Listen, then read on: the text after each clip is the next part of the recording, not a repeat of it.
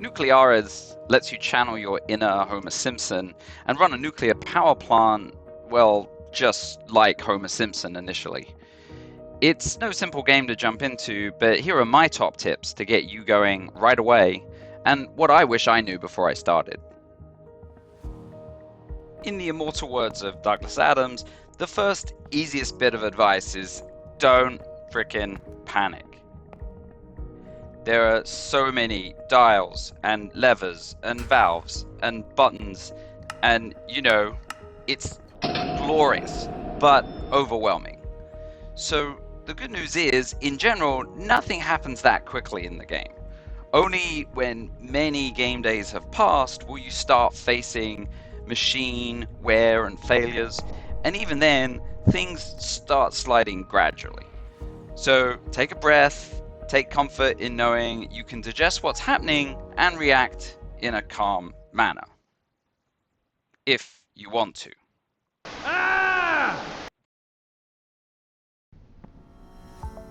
Despite all the millions of readouts and controls, there's only one that represents the game's objective: what the city demands. If you're unsure of what to tweak next or feeling like you're spinning out of control, remember the only thing you're trying to do is hit this number as closely as you can. It's also better to over-deliver than under-deliver. Under-delivery will result in losing out on payments from the city, but you can over-deliver when you have your resistor banks on. This machine has a large absorption buffer, and the resistor banks have a long shelf life.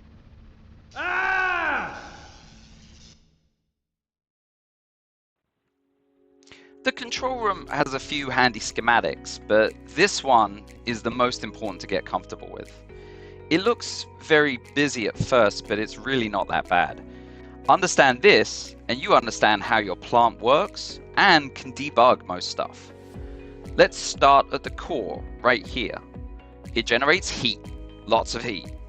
Heat is good, because we want heat to boil water and make steam right here in the steam generator. This is the first of 3 loops that compose the whole system. This loop is the primary coolant circuit and responsible for getting heat from the core to the steam generator. This coolant always remains liquid and simply leaves the core at one temperature, transfers heat to the steam generator, and heads back to the core to get reheated. The second loop is a different circuit of coolant that is actually going to be constantly phase changing from liquid to gas, or in our case, steam. When heat reaches the steam generator, this coolant turns to steam, gets piped over to turbines to generate electricity, and then exits into the condenser to be captured back into a liquid state, where it's pumped back to the steam generator to begin the cycle again. Finally, the third loop is for cooling. Some of the condenser coolant will be pumped out to these iconic giant cooling towers and brought back in a cooler state to be mixed back into the secondary circuit. So to summarize, increasing your primary pump will send more heat to the steam generator. Increasing your secondary pump pulls more liquid from the condenser back to the steam generator. Increasing your cooling pump will decrease the temperature of the coolant in the steam generator. There's more interplay involved with some other controls, but understanding what's happening behind the scenes is half the battle.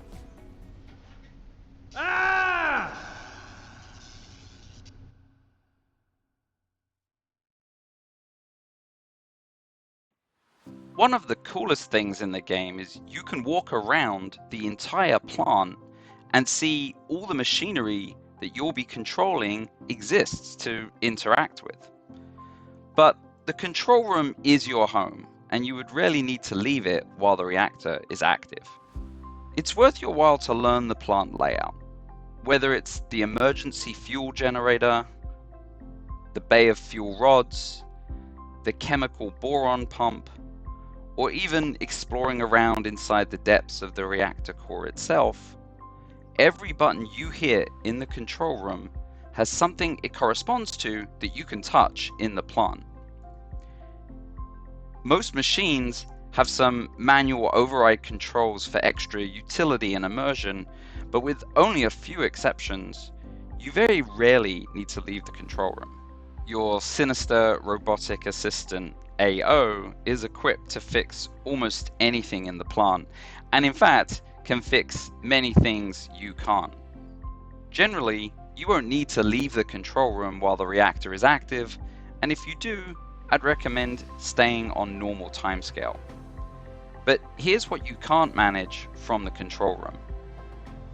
On a platform inside the core room, there are a couple of manual valves that must be opened depending on where you want to direct external coolant into your different reserve tanks. If you're playing with the chemical module, then while there are controls for boron dosing your coolant in the main control room, you'll need to go to the chemical control room when it's time to clean them. This will involve opening various pipe valves directly and then turning on the appropriate pump.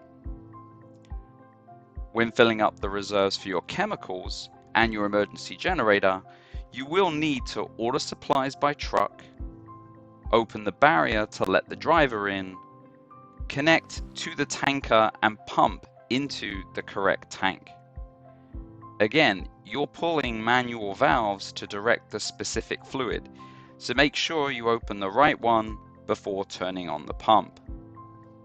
The valve is open when it's parallel with the pipe, but this exploration should be during relaxed time.